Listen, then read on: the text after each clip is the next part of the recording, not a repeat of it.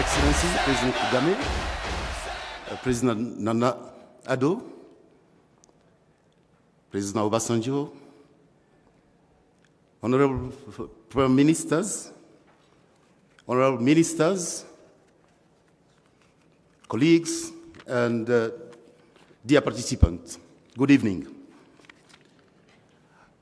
President Obasanjo almost presented all what IITA is doing, and the video gave you at least a flare of what we've been researching on. So I won't repeat, but I decided to probably give you a little bit of history of leadership at IITA. And I would like probably to follow the theme of this AGRF, Lead, Measure, and Grow. So last year, in July, we celebrated the 50th anniversary of IITA. We were very privileged. We had two former heads of states, President Gowon and President Obasanjo, who came and celebrated with us. It was really very interesting because President Gowon, in '67, when he was only 30 years old, signed the decree that created IITA. It was really quite interesting because it was during the Biafra War. And the question I asked him that day, what was he thinking about? The Biafra War was just terrible, and head of state would be busy thinking about reunited his people and thinking about how he's going to make peace. But he found the time to send that decree, a simple decree. And when he was 88 last year, he was so pleased to see that a piece of paper he signed had established a strong institution that had its headquarters in Ibadan, 5 major stations in Nigeria. We have infrastructure in 18 countries in Africa, and we work almost in all countries in Africa. President Obasanjo was a general under Gowon, and he's the one who basically accepted the peace. He won the battle with the Biafra, and he made peace. He became president, a military president in the 70s. But when he became a civilian president in 1999, one of the innovations he initiated was a presidential initiative on cassava. During that time, Nigeria was using cassava only for fufu. Only for that, for feed. And cassava, as he said, rightly, was considered to be a poor man's crop. Even as a scientist at IITA during that period, I was not interested in working on cassava. Maize was a crop to work on. But from that initiative as the President Obasanjo, 5 years later, Nigeria became the first producer of cassava in the world. And we saw cassava being used for industrial purposes. And I'll just talk about cassava in bread, because at IITA we did research for 15 years and trying to figure out how we introduce cassava into wheat bread. And today in Nigeria, every bread you eat, almost in the morning, in the evening, has 10 to 20% of cassava. What economies? We save almost $500 million per year in just using the local content of cassava. I'll talk about cassava here in Rwanda. The Minister Geraldine, met with her in Dakar during a summit on Feed Africa Dr. Desina was organizing. And I remember very well Adesina calling me to go and discuss with Geraldine, the Minister of Finance of Rwanda. And the problems they had posed, they said, okay, we are having a problem with cassava in Rwanda. It's being attacked by the cassava virus, mosaic diseases. And of course, I knew about that because It came from Tanzania, goes to Uganda, is here in Rwanda, it goes to DRC. So cassava would certainly disappear. It was almost disappearing. And she said, well, you have to help me. And I'm from Congo. In Congo, we eat cassava 3 times a day. With all part of cassava, roots, leaves. Even here in Rwanda, when you want to eat a good food, is sombe. Yeah? You eat that, you feel good. So protein, iron, and so on. So trying to imagine cassava disappearing here in this region here, or in Nigeria. So we could work with RAB here, and we found a solution, some varieties which are basically resistant to cassava and which save basically that crop here and in the region. I'll talk about another problem we do have where IITA has been able to find a solution. In 2015, I was at IITA at the headquarters. I got a call from Minister Adesina. And he said, President Kenyatta, I want to talk to you. I was in Abuja, I was in Ibadan. And I said, Akin is a good friend of mine. I said, what do you want to talk to me? A president doesn't call a simple DG. It must be serious business. And yes, I said, you have to take your plane and come to Abuja. Yes, I met President Kenyatta. It was a very nice conversation because I could talk to him in Swahili. And he said, mtoto, tuko na magumu Kenya. And I said, Mr. President, magumu gani? And he said, well, you know, in Ukambani, every year I'm losing 200 people. They're dying every year. It's a major problem. And I said, oh, what is the cause for that? And you know, most of the time in Africa, we don't know the cause. We say the witchcraft and all kind of things and so on. And yes, basically, Ukambani region, 200 people per year were dying because of contamination by aflatoxin in maize. A serious problem. In Nigeria, a very serious problem because the old groundnut pyramid, which we used to see in Nigeria, disappeared because of that fungus. So at IITA, we've been able to find a biological control where we can fight that disease by 100% and eliminating it. And what we did was research. We did that at a small pilot stage.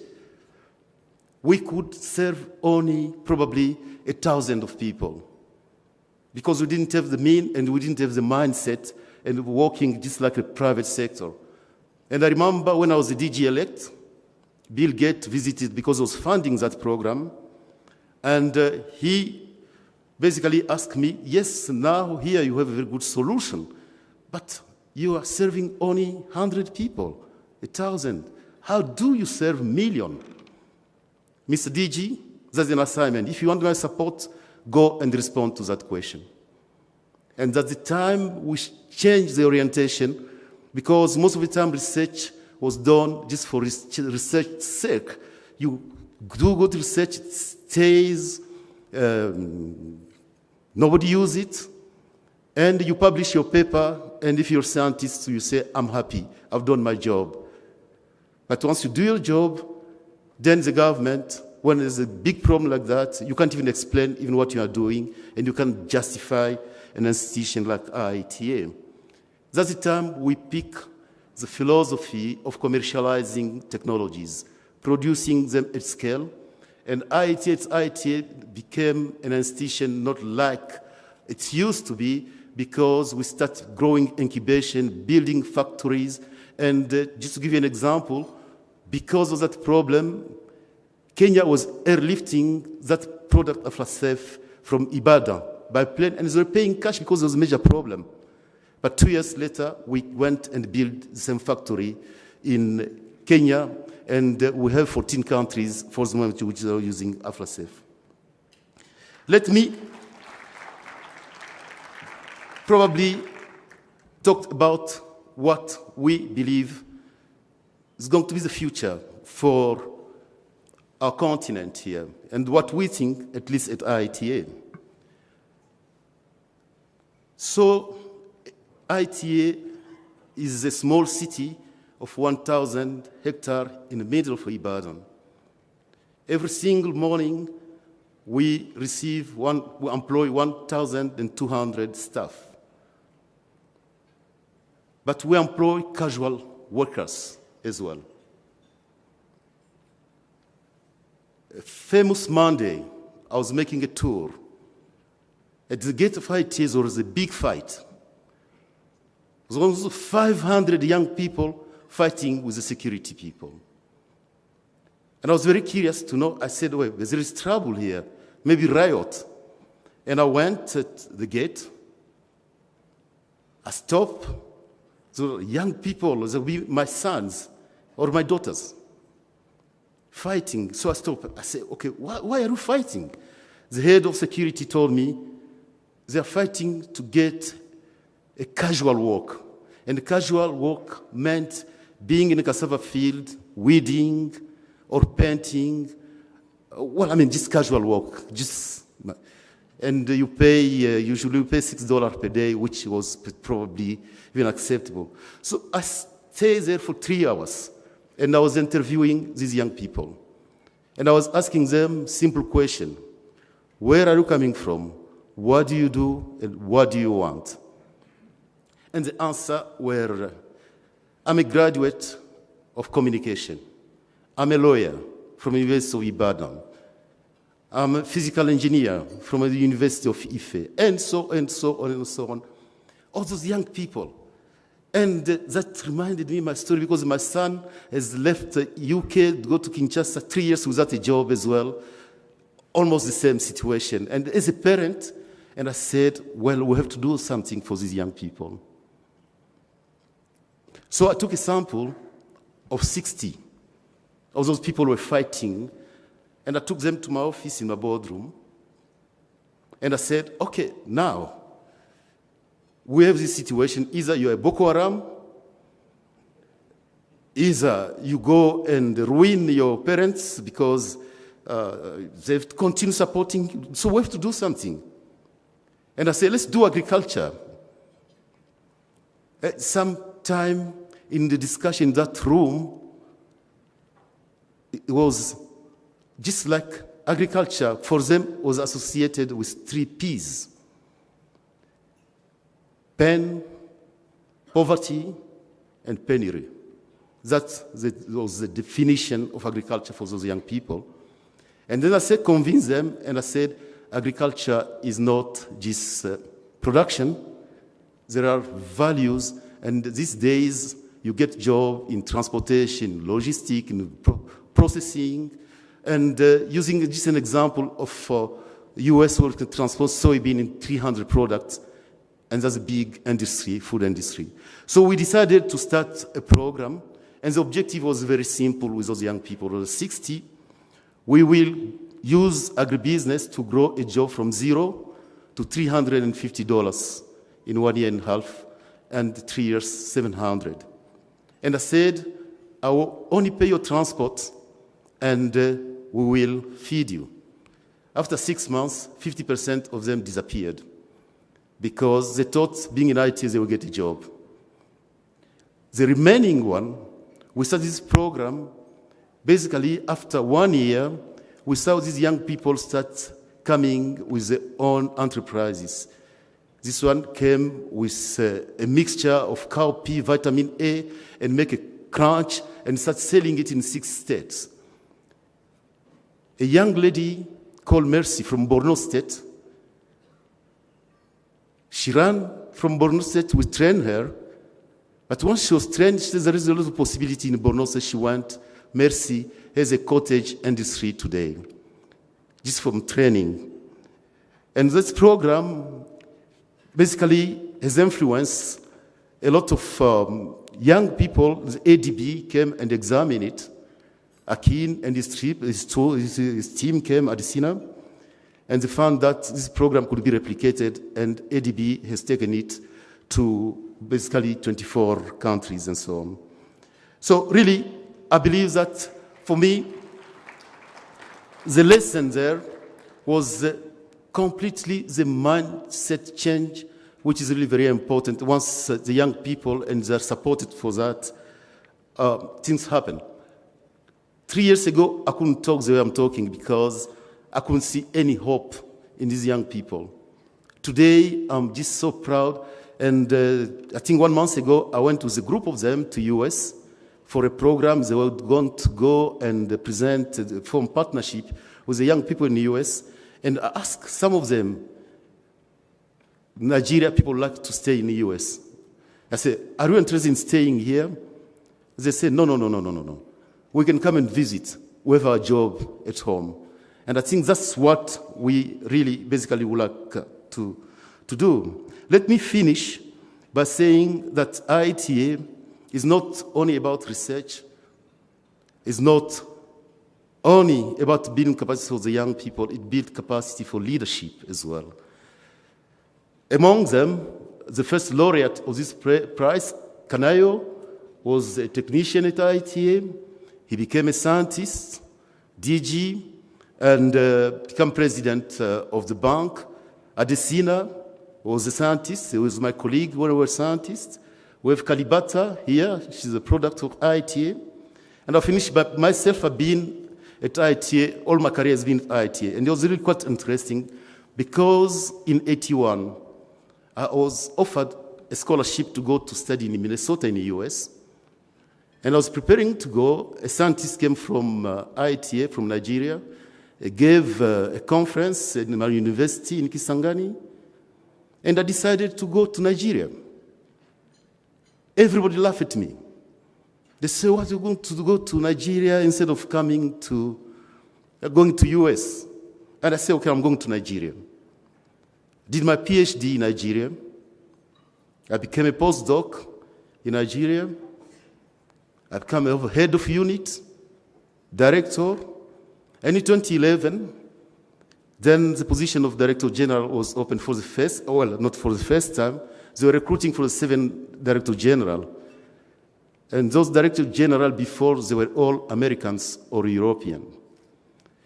And it was difficult for me to imagine even that they could select me. So I was selected. And the normal things, some of the things we Africans have said, oh, they're giving this institution to an African. It's going to collapse. That's what they're telling me. And I like following President Kagame very much. I love your speeches when you talk about Africa, and that's what I was just trying to do. They say it's going to collapse. Yes, my predecessor was an American, left a big deficit of $15 million, and I knew it only when I was in a job. And the first 6 months, they sent a forensic audit to audit me, who didn't do that deficit. So, yeah, and my wife is here. At the time I was telling him, Charlotte, what did you come to do here? Let's go back home. But really, for the past 7 years, what we've been able to do in IITA is really quite interesting. We have tripled the budget of IITA. We've built 7 stations in different countries, which have never been built. We're building this program of the youth. We are working very well with private sectors, and our national program will say working with our national program is even much better. So we are grateful that the committee has been able to select us and give this prize, because this prize is not only for IITA, this is a prize for all these young people who are working with us. And I would like to make a plea to President Kagame as the chairman of African Union. Sir, research has a good return to investment. It has.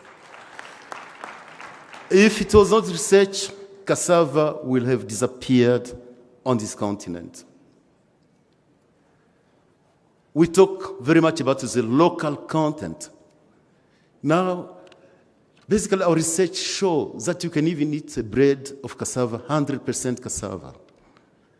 Local content, we have our food, and we can basically, so the price we are going to get, we want to dedicate it, we want to start a program with it, where we will start teaching agribusiness in primary and secondary school. This prize will help us to do that. And finally, Mr. President, thank you very much for hosting us. Thank you. For the champions, stand up.